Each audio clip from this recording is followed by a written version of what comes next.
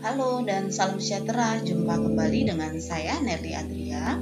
Topik di video berikut adalah menciptakan jejaring kerja di komunitas. Seperti kita ketahui bahwa bidan di komunitas harus mampu memberikan pelayanan dengan cepat, kemudian tepat, dan memiliki rasa tanggung jawab.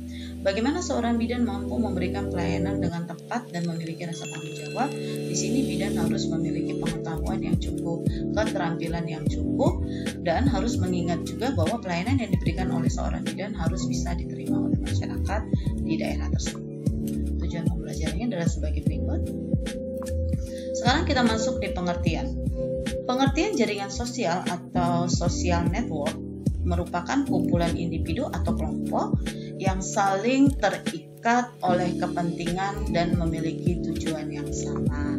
Kemudian tujuan dari pembentukan jejaring sosial adalah satu, sebagai pengembangan jaringan sosial dan kerjasama di pedesaan. Hal ini diformulasikan untuk mewujudkan suatu desa yang mandiri dalam memenuhi kebutuhan dasarnya seperti pangan, energi, pendidikan, dan kesehatan. Kemandirian desa tidak berarti bahwa desa tersebut terlepas dari saling ketergantungan dengan desa lain.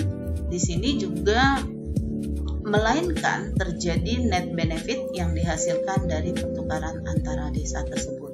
Nah, kemudian yang kedua, pengembangan potensi jaringan sosial di wilayah pedesaan ditekankan pada aspek yang berkelanjutan. Nah, di sini kita lihat berkelanjutan ekologi, di mana pemanfaatan sumber daya alam dilakukan dengan tidak merusak lingkungan dan harus senantiasa memperhatikan daya dukung ekologinya. Kemudian keberlanjutan sosial ekonomi, hal ini mengacu pada kesejahteraan masyarakat di pedesaan. Kemudian yang ketiga, keberlanjutan komunitas masyarakat. Nah, ini mengacu pada terjaminnya peran serta masyarakat dalam pembangunan.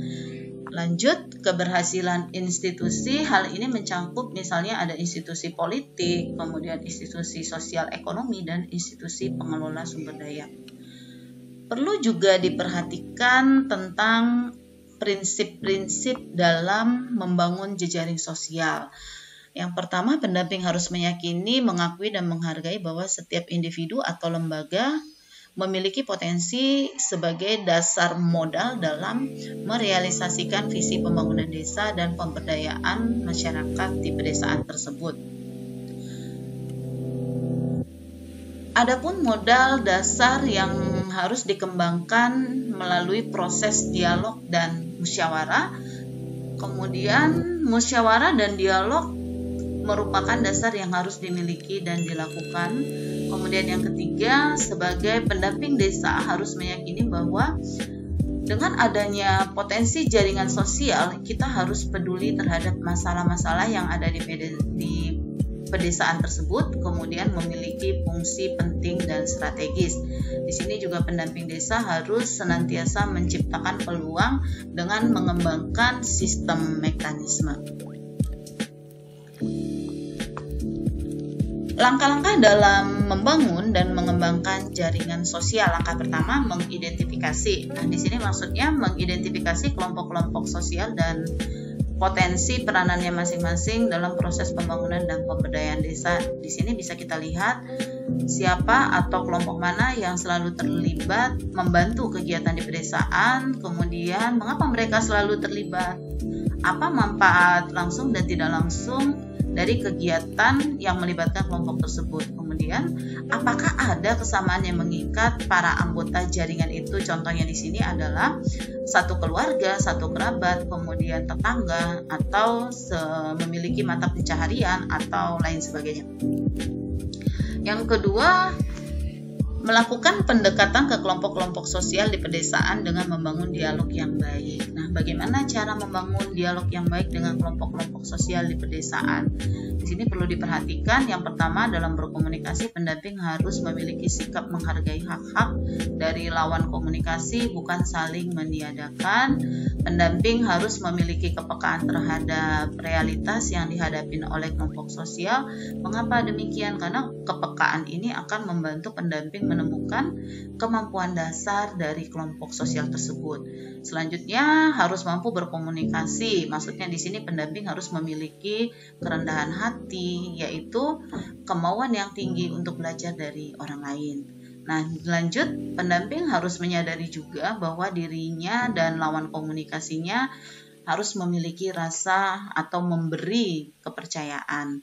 Nah, pendamping juga harus menyadari bahwa komunikasi itu perlu dan harus selalu didasari oleh kasih sayang terhadap sesama dan alam semesta. Nah, pendamping juga harus memiliki sikap mau mendengarkan orang lain dan memahami diri sendiri. Sikap ini dapat menjadikan rasa optimisme. Pendamping juga harus menyadari bahwa komunikasi harus dibangun karena memiliki kesamaan masalah, memiliki kepentingan dan kebutuhan yang sama.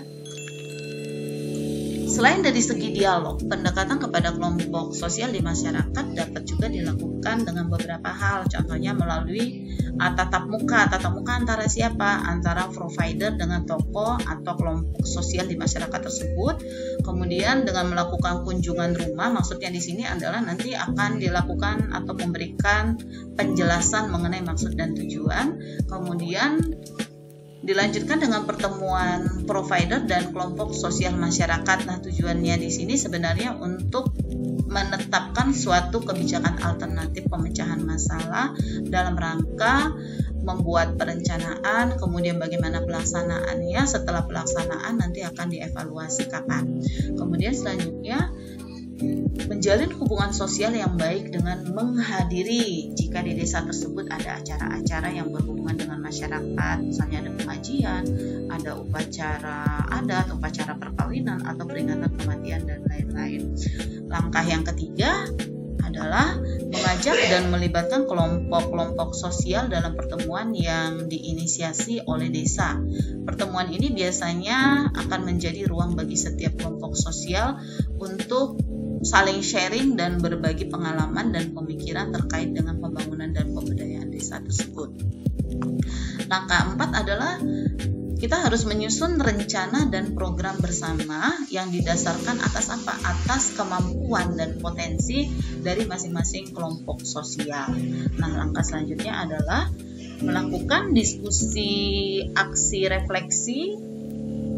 Diskusi aksi refleksi ini sebenarnya diperlukan untuk mengevaluasi efektivitas dan sinergisitas dari jaringan sosial yang sudah terbentuk. Baik, cukup sekian video berikut. Like jika video ini membantu, komen jika ada pertanyaan. Sampai jumpa di video berikutnya.